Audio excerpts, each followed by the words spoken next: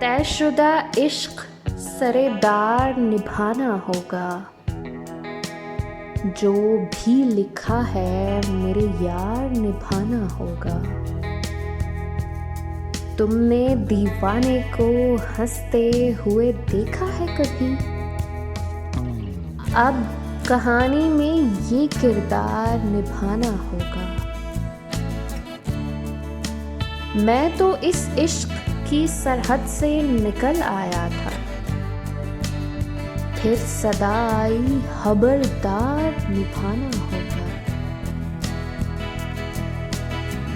आजकल नींद नहीं ख्वाब बहुत आते हैं, उम्र भर क्या यही आज़ार निभाना होगा।